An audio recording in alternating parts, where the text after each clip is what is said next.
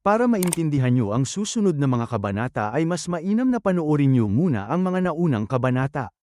Salamat sa panunood. Kabanata 21. Dahil sa pinapakitang sobrang galit ni Rokan ay nasisiyahan pa ang mahinang nilalang sapagkat iniisip niya na hindi na nila kailangan habulin si Rokan. Napansin ni Rokan ang simbolo nilang pana at espada kaya alam niyang kasamahan nila ang tatlong bandito na pinaslang niya noong papunta pa lamang siya sa syudad ng Trinzek at alam niya rin na miyembro sila ng PK Guild na Blood Chaser. Ang PK Guild ay asosasyon ng mga manlalaro na gustong-gusto na manakit o pumeslang ng mga kapwa nila manlalaro. Sabi naman ni Rokan sa kanila na ikinararangal niya na kailangan pa nilang pag-isahan siya para lang paslangin siya. Sagot naman ng mahinang nilalang o ang leader ng grupo na kaharap ngayon ni Rokan na walang anuman dahil kailangan lang nila na gawin ito para ganap na sirain ang sinuman na nandidistorbo ng negosyo nila. Tinanggap naman ni Rokan ang hamon nila at sapagkat nasa harapan na niya sila ay sisirain niya na ang guild nila at lalong-lalo na ang leader ng grupo na nasa harapan niya ngayon na mahinang nilalang. Sabay-sabay na sinugod ng mga miyembro ng Blood Chaser Guild si Rokan pero para sa kanya na parang wala lang pakialam sa dami ng kalaban niya ay walang hirap na pinaslang niya sila. Agad na sinugod ni Rokan ang mahinang nilalang pero napaatras siya nang biglang ginamit nito ang skill na Flame Burst. Akala ng mahinang nilalang na patay na si Rokan dahil lang sa isang skill niya. Pero lumabas si Rokan galing sa usok at napadepensa na lang ang mahinang nilalang sa atake ni Rokan. Nagbuga ng apoy ang mahinang nilalang at napaatras ulit si Rokan. Hindi na muna sumugod si Rokan pero huminto muna siya para ilarawan kung anong klaseng manlalaro ang mahinang nilalang. Sinasabi niya na nagpapasikat lamang ito, dumedepende lang siya sa level niya, at kahit na marunong siya gumamit ng mahika at ng espada ay hindi siya mahusay sa paggamit ng dalawang uri ng kakayahan na meron sa kanya. Ang mahinang nilalang na tuloy ang sumugod kay Rokan pero ang hina lang talaga ng atake niya kaya madali lang kay Rokan na paduguin siya kahit nakabalot pa ang buong katawan niya ng armor. Naasar na ang mahinang nilalang kaya ginamit niya na ang mid-grade skill niya na Incinerate. Akala niya ulit kung patay na si Rokan, pero lumabas si Rokan galing sa apoy habang gamit ang pantakip sa ulo at pinaslang ang mahinang nilalang gamit lang ng isang skill na Strike. Natutuwa naman si Rokan na maraming naiwan na mga kagamitan galing sa mga namatay na miyembro ng Blood Chaser Guild. Habang ini-enjoy ni Rokan ang mga napanalunan niya ay may mga backup pa pala ng Blood Chaser Guild ang kakadating lang. Pero pangkasiyahan lang sila ni Rokan. Kabanata 22. Hindi pa natigil ang PK Guild na Blood Chaser na hanapin palagi si Rokan at pag-isahan siya. Pero palagi lang din na nananalo si Rokan laban sa kanila. Dahil sa lakas ni Rokan ay kumbinsido na ang karamihan na hacker siya. Habang nakatago si Rokan na gamit ang Cloak of Stealth na nakuha niya sa isa sa mga manlalarong napaslang niya ay napansin niya na isa sa mga manlalaro ay may simbolo ng MP Guild na kilala bilang asosasyon ng mga mabuting manlalaro na lumalaban para sa hustisya ng mga naaaping manlalaro. Kaya napagdesisyonan ni Rokan na magpalakas muna kaya inumpisahan niya ulit ang pangangaso niya ng mga kalaban na itinuturing na mas malakas kaysa sa kanya. Dahil sa pagkamit ng imposibleng gawain ay nakuha ni Rokan ang unique rated na titulong Endless Challenge. Ang mga epekto nito ay sa tuwing papaslang ng kalaban si Rokan ay gagaling ang kanyang kasiglahan ng 1% at pinapataas din ito ang tsansa ng kritikal na pag-atake ni Rokan. Naabot niya na rin ngayon ang level 50 kaya pwede na siyang pumili ng kanyang pangalawang trabaho. Kaya gumamit si Rokan ng scroll para bumalik sa pinakamalapit na syudad sa kanya. Pagkabalik niya ay hinihintay pala siya ng mga manlalarong miyembro ng Blood Chaser Guild. May manlalarong lumapit kay Rokan para mag-usap lang daw sila pero tumanggi si Rokan kaya pinalibutan na siya ng mga PK na mga manlalaro. Pero wala lang ang pagbabanta nila kay Rokan dahil may alam siyang kakaibang teknik na hindi nila alam. Ang tawagin ang mga NPC na gwardiya ng syudad. Nang aasar si Rokan na ang mga PK na mga manlalaro ay bawal na pumunta sa mga syudad. Kaya aatake na sana ang isa sa mga masasamang manlalaro pero sinaksak lang siya gamit ng sibat ng mga gwardiya. Ikinatuwa ni Rokan ang nangyayari at inutusan na ang mga gwardiya na paslangin ang mga masasamang manlalaro. Kabanata 23. Ibinenta na ni Rokan ang mga gamit na nakolekta niya galing sa mga PK na mga manlalaro sa Ocean. Napansin naman ni Rokan na nag-umpisa ng mag-recruit ang mga guilds at pinapasikat nila ang mga guilds nila gamit ng mga bahay na nirerentahan nila. Dahil ipinapahiwatig ng magandang bahay ang kapangyarihan ng isang guild.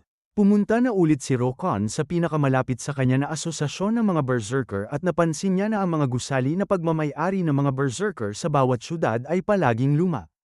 Kinilabutan si Rokon nang bigla siyang hinawakan sa kamay ng nagbabantay kaya nilayong niya agad ang kamay niya. Umiiyak naman ang nagbabantay dahil akala niya ay sumuko na si Rokon sa buhay niya kaya niya pinili maging berserker. Nung napansin naman ng nagbabantay na seryoso si Rokon ay binalaan niya siya sa desisyon niya dahil hindi niya ito pwedeng bawiin. Pero masaya pa rin na sinabi ni Rokon na balak niyang piliin ang pagiging berserker bilang pangalawang trabaho niya dahil sa huli ay ang lahat ay magdedepende sa sariling sikap ng tao. Biglang pinakita ang isa pang nagbabantay na lalaki at inaprubahan niya agad ang desisyon ni Rokon. Pinapili ulit si Rokon ng kagamitan na gusto niya at imbes na armas ay pinili niya ang pangdepensa sa balikat. Nung bibili na sana si Rokon ng skill books niya ay napansin niyang wala na pala siyang pera kaya ang napakagandang ideya na naisip niya ay mangutang ulit sa bangko. Kapansin-pansin naman na takot na masyado ang empleyado ng bangko sa sandaling pakikipag-usap kay Rokon. Nakapag-utang na si Rokon ng 3 ginto kaya in-upgrade niya na ang mga skills niyang dash, strike, war cry, at berserk. May bago na rin siyang mga skills na shoulder charge, leap attack, at throwing. Bumalik na si Rokon kay Matt Arian para ibigay ang dugo ng Forest Lizardman pero naaasar na siya kasi alam niyang may 4 pa siyang quests na kailangan niyang gawin. Ngayon naman ay misyon ni Rokon na kumuha ng 10 prutas ng Forest Monster pero nung nag-teleport siya sa gubat ay may mga PK na manlalaro ulit ang naghihintay sa kanya. Pero hindi raw nila balak makipaglaban kundi gusto lang nila na ibalik ni Rokon ang Cloak of Stealth na isa sa mga kagamitan na nakolekta niya habang pumapaslang ng mga PK na mga manlalaro. Pero tumawa lang si Rokon sa kondisyon ng manlalaro para sa kanya. Nung nalaman nilang ayaw ibalik ni Rokon ang Cloak of Stealth ay pinalibutan na ulit nila siya. Pero walang problema para kay Rokon dahil hindi pa rin siya aatras sa kahit anong hamon nila. Kabanata 24. Pinag-iisahan ulit ng mga PK na mga manlalaro si Rokon. Ginamit ni Rokon ang skill niyang War Cry kaya napatigil ang galaw ng mga malapit na manlalaro. At sa simpleng skill na dash ay napatay niya na agad sila. May 3 manlalaro naman ang biglang sumugod kay Rokon kaya napaatras siya pero ginamit niya agad ang skill niyang strike para paslangin sila. Mistulang matatalo na ulit ang mga PK na mga manlalaro kaya napagdesisyonan na nilang sabay-sabay na atakihin siya ng mahika. Nung walang tumatama na mahika kay Rokon ay sabay-sabay din na pinana siya ng mga arkero. Tinansya ni Rokon na humigit kumulang na 100 ang nakapaligid sa kanya kaya alam niya na ang buong guild ang umaatake sa kanya. Sunod naman ay inatake na siya ng mga manlalarong lumalaban sa malapitan pero ginamit lang ni Rokon ang skills niyang dash at strike ay napaslang na sila agad. Hindi niya naman inaasahan na pain lang pala ang mga manlalarong lumaban sa kanya sa malapitan para sa skill nila na Hunter's Trap para patigilin ang galaw niya. Ito na ang oportunidad na pinakahihintay ng mga salamangkero kaya inipon na nila ang mga mahika nila para sunugin si Rokon. Pero sa huli ay nakawala siya sa kadena gamit ng kanyang skill na leap attack at tuloy-tuloy nang pinagpapaslang ang mga kalaban niya. Dahil sa pagpaslang ni Rokon ng 100 mga PK na mga manlalaro ay nakuha niya ang unique rated na titulong Player Killer Killer na may epektong pataasin ang atake at depensa niya ng 15% at pataasin ng 10% ang tsansa ng kritikal na pag-atake niya kapag ang kalaban niya ay human type na kalaban. Kinakailangan na ulit na bumalik ni Rokon sa syudad dahil nakakolekta na naman siya ng maraming kagamitan. Pagkatapos niya ibenta ang mga nakolekta niyang gamit ay bumalik na ulit si Rokon sa gubat para ituloy ang misyon na ibinigay ni Matt Arian sa kanya. Kabanata 25. Habang kinukumpleto ni Rokon ang misyon na binigay sa kanya ay hindi niya alam na pinag-uusapan na pala ng mga manlalaro ang pagpaslang niya sa mga PK na mga manlalaro. Natapos na ni Rokon ang misyon niya pero inisip niya na lang na mas mabuting tapusin niya na lang din ang sunod na ipapagawa ni Matt Arian. Kaya pumunta siya sa Pure Brightness Lake. Habang papunta si Rokon sa lawa ay nagtataka siya kung bakit wala pang PK na manlalaro ang sumusugod sa kanya. Hanggang sa nakita niya ang leader ng MP Guild na pinapagalitan ang kasamahan nito. Ang pinag-uusapan pala nila ay ang hamon ni Rokon laban sa Blood Chaser Guild at ang sagot galing sa support team ng larong The Lord na hindi raw hacker si Rokon. Dito naman napagtanto ni Rokon na ang leader ng MP Guild ang kasalukuyang kasintahan ngayon ng ex niya. At naalala niya rin na ang unang rason na naglaro siya ng The Lord ay para lang mapalapit sa ex niya. Pero sa huli ay nagpatulong ang ex niya sa mga miyembro ng MP Guild para paslangin ang karakter niya sa laro. Kaya mas lalong sumaya si Rokon dahil alam niyang makakapaghiganti siya sa ex niya. Sa usapan naman ng leader ng MP Guild at ng kasamahan niya ay inutusan niya ito para sabihin sa mga malalakas na miyembro ng MP Guild na lumipat sa Blood Chaser Guild at huwag silang babalik habang hindi nila napapaslang si Rokon. Inobserbahan muna ni Rokon kung paano makipaglaban ang leader ng MP Guild pero nung nakita niya na hindi sila magaling na mga manlalaro ay umalis na rin siya at ipinagpatuloy ang misyon niya. Eksakto naman na may nakasalubong siyang oso at mga lobo na inaasahan niyang mag-iiwan sila ng kakailanganin niya para sa misyon na ibibigay ni Matt Arian. Mabilis niyang napatay ang mga hayop nang may biglang sumigaw sa kanya. Nung tumalikod si Rokon ay nakita niyang may kabalyero na lumabas galing sa lawa na ikinagulat niya. Dahil ang kabalyero na ito na nagngangalang Art White ay level 100. Tatakbo na sana si Rokon dahil alam niya ang napakalaking pagitan sa levels nila ngayon. Pero naalala niya na sinasaliksik ni Matt Arian ang kapangyarihan ng Pure Brightness Lake kaya iniisip niya na may pwedeng bagong mangyari kapag binigay niya kay Matt Arian ang makukuha niyang Essence of the Lake kapag natalo niya ang level 100 na kabalyerong kaharap niya ngayon. Hinamon na ni Rokon ang kabalyero at sa unang atake pa lang nito ay gagamit na agad siya ng combination skill na pwede lang gawin ng mga level 100. Kabanata 26. Napatulala na lang si Rokon at reklamo niya na gumagamit na agad ng ultimate skill ang level 100 na kabalyero sa unang atake pa lang nito. Bilang depensa sa atake ng kalaban niya ay ginamit ni Rokon ang skill niyang Berserk. Habang naglalaban silang dalawa ay mas iniisip pa rin ni Rokon ang gagastusin niya para sa pagpapaayos ng mga kagamitan niya na nasisira dahil sa laban nila ng level 100 na kabalyero. Ginamit ni Rokon ang skill niyang Shoulder Charge habang dumepensa naman ang kabalyero gamit ng Aqua Barrier. Pero nasira pa rin ang depensa nito sa atake ni Rokon. Kaya ginamit na ni Rokon ang skill niyang Strike, pero hindi niya inaasahan na gagamitin ng kabalyero ang skill na Escape kaya nakatakas siya sa atake ni Rokon.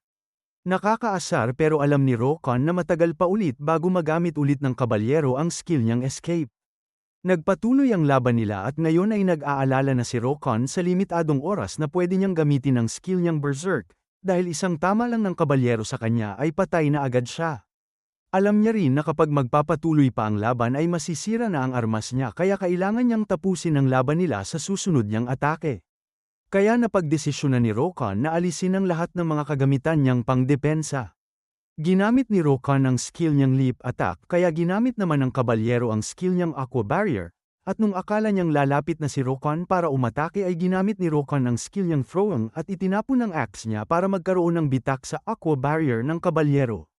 Pagkadapo ni Rokon sa sahig ay ginamit niya agad ang skill niyang Shoulder Charge, at sinuot niya rin ang kagamitan niyang pantakip sa ulo ng Haring Leon. Sa atake niyang ito ay nasira na ng tuluyan ang Aqua Barrier kaya nakuha niya ulit ang axe niya, ginamit niya agad ang mga skill niyang Dash at Strike, at nag-critical pa ang atake niya. Kaya sa huli ay nagtagumpay siyang hiwain ang katawan ng kalaban niyang level 100. Gagapang pa sana ito papunta sa lawa para magpagaling pero tuluyan na siyang pinaslang ni Rokon. Dahil sa kaimahimalang gawain na napagtagumpayan ni Rokon ay siya ang unang manlalaro na nakakuha ng mga titulong Warrior of Turnabouts at the First Named Hunter. Hindi naman inaasahan ni Rokon na maghahalo ang dalawang titulong ito bilang legendary rated na titulong limit breaking. Ang mga epekto ng titulong ito ay pagdagdag ng 10% sa lahat ng abilidad at isang level sa lahat ng skills kapag nakikipaglaban sa kalaban na mas malakas. Pagbaba ng 30% ng kaparusahan kapag nakikipaglaban sa kalaban na mas malakas, at pagdagdag ng 20% sa lahat ng abilidad kapag nakikipaglaban sa halimaw na kinikilala ng lahat. Habang nasisiyahan si Rokon sa epekto ng legendary rated na titulo niya ay may manlalarong gumamit ng skill na Fireball para atakehin siya. Buti na lang ay naglagay si Rokon ng hiyas na pang-protekte sa kinaroroonan niya ngayon bago pa siya nagpahinga. Ang akala naman ng mga PK na mga manlalaro ay nandaraya si Rokon kaya binidyo nila ang nangyari at umalis na para ibalita sa mga admin ang pandaraya raw ni Rokon. Walang pakinaman si Rokon sa nangyari at kinuha niya na ang gantimpala niya sa pagpatay sa level 100 na kabalyero. Ang Essence of the Lake. Kabanata 27. Bumalik na ulit si Rokon sa syudad ng Trinzek para ipaayos ang axe niya. Bumili si Rokan ng marmol sa asosasyon ng mga salamangkero para sa gagamitin niya na panghuli ng isda. Kasi ang huling quest item na kakailanganin ni Matt Arian ay isda na galing sa Pure Brightness Lake. Bumalik na muli si Rokan sa lawa at pinaslang niya ang mga nabuhay muli na mga lobo na nakapaligid sa lawa. Itinapon niya na ang binili niya sa lawa at nung makukuryente na sana siya ay ginamit niya ang skill niyang shoulder charge para makaiwas. Yun pala ay may nakapaloob na kuryenteng mahika sa loob ng marmol na tinapon ni Rokan sa lawa. Nagtapon pa siya ulit ng 2 beses at matagumpay na nakapaslang si Rokan ng mga isda na galing sa Pure Brightness Lake. Bumalik na si Rokan kay Matt Arian para ibigay ang mga gusto nitong ipakuha. Sabi ni Matt Arian na may ipapagawa pa sana siya pero huwag na daw dahil masyado pang mababa ang level ni Rokan. Pero alam na ni Rokan na sasabihin yun ni Matt Arian kaya nilabas niya ang essence of the lake. Dito napag-alaman ni Matt Arian na mas malakas pa si Rokan kaysa sa level 100 na kabalyero. Kaya nakumbinse na siyang sabihin kay Rokan ang misyon niya. Kailangan maghanap ni Rokan ng bagay na naglalaman ng kapangyarihan ng kamatayan. Masaya naman itong tinanggap ni Rokan. Ang una niyang kailangan gawin ay hanapin ang investigador na si Hakine pero bago niya siya mahanap ay kailangan niyang kolektahin ang 15 pahina ng kanyang journal. Nakakolekta na agad si Rokan ng 11 pahina sa pamamagitan ng pagbili ng mga ito sa ibang manlalaro dahil sa tingin nila ay walang paggagamitan ang mga pahina na yun. Sapagkat hinihintay niya pa na ibenta ng mga manlalaro ang natitirang 4 na pahina ay napagdesisyonan ni Rokan na pagtripan muli ang mga PK na mga manlalaro. Dumiretso si Rokan sa gubat kung saan nananakit ang mga PK na mga manlalaro ng kapwa nila manlalaro. At napaslang niya nga agad ang una niyang biktima. Nagtakbuhan na nga ang mga PK na mga manlalaro nung nakita nila si Rokan pero ginamit agad ni Rokan ang skill niyang War Cry kaya napahinto ang mga tumatakbong manlalaro. Isang manlalaro ay katumbas lang ng isang atake ni Rokan kaya nagmumukha siya ulit na masamang tao sa tawa niya dahil makakakolekta ulit siya ng maraming kagamitan. Kabanata 28. Nabibilib ang mga nabibiktimang manlalaro sa pagpaslang ni Rokan sa mga PK na mga manlalaro. Lumapit ang isa sa kanila kay Rokan para sabihin na sa kasalukuyan ay may mga PK din sa hilaga ng Trinzek. Agad naman na nilabas ni Rokan ang runebook niya para mag-teleport sa kinaroroonan nila. Pagkalipas ng ilang araw ay naboboring na ulit si Rokan dahil wala nang nagsusumbong sa kanya ng lokasyon ng mga PK na mga manlalaro. Yun pala ay tumatakbo agad ang mga PK na mga manlalaro kapag naririnig nila ang pangalan ni Rokan kaya wala na ring nabibiktima na manlalaro ngayon. Naalala naman ni Rokan na malapit na ang auction niya para iparenta ang mga bahay na pagmamay-ari niya. Yun ang magiging plano niya para palabasin ang mga PK na mga manlalaro na miyembro ng Blood Chaser dahil sa kanya. Kinabukasan, maraming prominenteng manlalaro na opisyal ng mga malalaking guilds ang pumunta sa syudad ng Keton para magrenta ng bahay na pagmamay-ari ni Rokan. Isa sa mga manlalarong dumalo ay ang leader ng MP Guild at ang tao rin na nasa likod ng PK Guild na Blood Chaser. At sa pangalawang pagkakataon ay hindi ulit ginamit ni Rokan ang totoong pangalan at itsura niya para makipagtransaksyon sa mga manlalaro. Uumpisahan na sana ni Rokan ang auction pero sinabi ng leader ng MP Guild na hindi siya katiwa-tiwala dahil iba ang itsura niya nung unang nakipagtransaksyon siya sa miyembro ng mga MP Guild. Pero sabi lang ni Rokan na huwag na lang siya makisali kung magdududa lang din naman pala siya. At inumpisahan na nga ni Rokan ang pagrenta ng mga bahay na pagmamay-ari niya.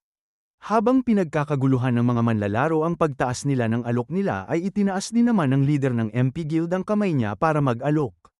Pero walang pake si Rokan sa kanya kaya binigay niya pa rin ang unang bahay na pinaparenta niya sa manlalarong mas mababa ang alok kaysa sa leader ng MP Guild.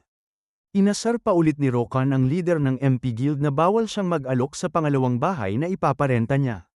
Halata nang nagtitimpi ng galit ang leader ng MP Guild pero hindi pa tapos si Rokan sa gusto niyang gawin sa kanya.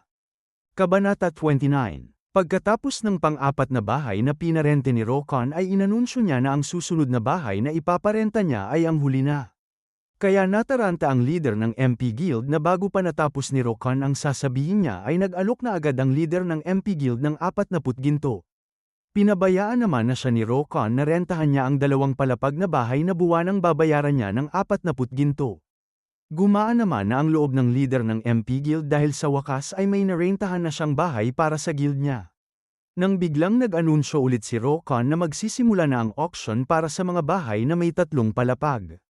Tinawag siyang scammer ng leader ng MP Guild pero pinaalala ni Rokon na ang tinutukoy niyang huling bahay kanina ay ang huling bahay na may 2 palapag lang. Wala naman masabi ang leader ng MP Guild kahit nahihirapan na siya magtimpi ng galit niya, kaya umalis na lang siya. Dumiretso siya sa liblib na lugar at mukhang may hinahanap siyang manlalaro. Nang may mabilis na kamay na lumabas at sinakal siya. Ang manlalarong ito na may mga berdeng mata ay kasabwat pala ng leader ng MP Guild at nagagalit siya dahil ginamit ng leader ng MP Guild lahat ng pondo nila para lang sa simpleng bahay ng guild nila. Binantaan niya ang nakaluhod na leader ng MP Guild na papaslangin niya siya kapag wala na siyang pakinabang sa kanya. Binigay ng leader ng MP Guild ang kontrata ng bahay sa manlalarong may mga berdeng mata at sinabi niya na may iisang paraan para mabawi nila ang mga nawala sa kanila. At ito ay ang paslangin si Rokon. Sumang-ayon ng manlalarong may mga berdeng mata at sinabi niya rin na sasali na rin siya sa pakikipaglaban kay Rokon. Sa gubat naman na nasa silangan ng Trinzek ay maipapakita na nangangaso ang mga opisyal ng Blood Chaser Guild na matataas ang mga levels. Tinawag sila ng manlalarong may mga berdeng mata, na siya pala ang leader ng Blood Chaser Guild na level 90 na Shadow Assassin. Kabanata 30. Makikitang nangangaso si Rokon ng mga PK na mga manlalaro. Mas maayos na ngayon ang galawan ng mga miyembro ng Blood Chaser Guild dahil may opisyal na nag-uutos sa kanila. Nagulat si Rokon nung may mga manlalarong nag-teleport sa likod niya habang tuwang-tuwa naman na ang mga miyembro ng Blood Chaser Guild. May sibat na diretsyong tatama na kay Rokon na buti na lang ay nadepensahan niya. Dito na nagpakita ang 2 pang opisyal ng Blood Chaser Guild at ang kanilang leader. Tinawanan lang sila ni Rokon at nag-umpisa na nga ang opisyal na pagtutuos ng Blood Chaser Guild at ni Rokon. Pinaslang agad ni Rokon ang mga mahihinang miyembro ng guild. Ginamit niya ang kanyang skill na dash para makalapit sa manlalarong may hawak-hawak na 2 malaking maso. Pero gumamit ulit siya ng skill na leap attack at inunang sinugod ang nagtatapo ng sibat. Kalmado lang siya na inihanda ang kanyang postura at saka tinapo na ang sibat niya kay Rokon. Dahil sa lakas ng pagbato niya ng sibat ay mukhang hindi na depensahan ni Rokon ang sarili niya. Kabanata 31. Nagulat na lang ang manlalaro dahil hindi na nga naging kritikal ang kondisyon ni Rokon kundi nahuli niya pa ang sibat na itinapon sa kanya. Pasimpleng binato ni Rokon pabalik ang sibat pero may singsing na pantakas ang manlalaro kaya hindi siya natamaan. Pero hindi niya alam na ginamit ni Rokon ang skill niyang throwing kaya walang kahirap-hirap na napaslang siya ni Rokon.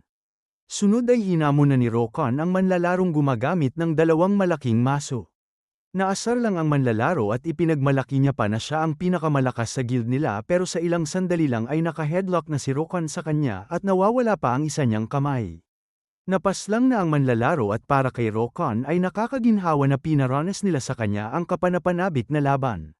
Naghanda si Rokon at ginamit niya na ang skill niyang dash para sugurin ang level 90 na Shadow Assassin na leader ng Blood Chaser Guild. Pero kalmado lang itong nakatayo habang si Rokon ay naaatake ng mga anino. Ipinaliwanag naman ng leader ng Blood Chaser Guild na ang rason kung bakit niya pinabayaan lang ang mga miyembro ng guild niya na mapaslang ay dahil sa mas malakas siya kapag mag-isang nakikipaglaban kaysa kapag kasama niya ang mga mahihinang nilalang na mga miyembro ng guild niya. Alam ni Rokon na ang kalaban niya ngayon ay hidden class na manlalaro pero wala siyang pake kaya ginamit niya na ang skill niyang leap attack. Mukhang namatay ang leader sa isang atake lang pero anino lang pala ito. Nagpakita siya sa likod ni Rokon at mabilis siyang umatake. Napaluhod naman si Rokon dahil sa isang atake ay naging mas mababa na sa kalahati ang kasiglahan niya at ang mas malala pa ay nalason din siya. Sabi ng leader na nakakadismaya si Rokon pero nakaya pa rin na atakihin ni Rokon ang lahat ng mga anino at napawalang bisa niya rin ang lason sa kanya. Dito na naalala ni Rokon na ang kaharap niya ngayon ay ang ranggong 8 ng Ragnarok Guild na nagngangalang Nidhogg. Kabanata 32. Inaalala ni Rokon na sa nakaraang buhay niya ay ang Ragnarok Guild ang pinakamalakas na organisasyon ng mga manlalaro sa The Lord. Pero, maraming kasuspe-suspetya sa kanila. Katulad lang ng mga prominenteng manlalaro na walang hesitasyong sumali sa guild at bulag-bulagang sinunod si Odin. At isa sa kanila na mahirap kalabanin ay si Nidhogg na sigurado si Rokon na siya ang kaharap niya ngayon bago ito sumali sa Ragnarok Guild. Pero syempre, nagtataka lang ang manlalaro sa sinasabi ni Rokon. Napagdesisyonan ni Rokan na para matalo niya ang kaharap niya ngayon ay kailangan niyang gamitin ang skill niyang Berserk. Inihanda naman ng leader ng Blood Chaser Guild ang kanyang mga anino. Pero sa isang atake lang ni Rokan ay nasira ang lahat ng mga anino na aatake na sana sa kanya. Mabilis naman na nakapunta si Rokan sa likod ng manlalaro pero anino lang ulit ito. Ipinaliwanag ng manlalaro na walang silbing ginamit ni Rokan ang skill niyang Berserk dahil ang lugar na kinaroroonan nila ay napapalibutan niya na ng mga anino niya. Sinabi niya na ang laban nila ni Rokan ay tapos na. Nagpalabas siya ng malaking aninong dragon kaya napatigil na lang si Rokan at ang sunod na nangyari ay nakaluhod siyang duguduguan at wala na rin ang kanyang kaliwang braso. Lumapit ang manlalaro at niluhod na lang ni Rokan ang ulo niya para tanggapin ang kapalaran niya. Pero nilabas ni Rokan ang binili niyang marmol na may kuryenteng mahika kaya napaatras ang manlalaro. Mabilis naman na lumundag si Rokan papalapit habang may 5 segundo pa na natitira sa skill niyang Berserk. Hinigpitan niya ang pagkakahawak niya sa kanyang axe at ginamit ang skill niyang strike na tuluyan ng nanghiwa sa katawan ng manlalaro. Kasabay ng nangyari ay natapos na rin ang oras para sa paggamit niya ng skill niyang Berserk. Sa pagkakataong ito ay totoong napaslang na kaya ni Rokan ang leader ng Blood Chaser Guild.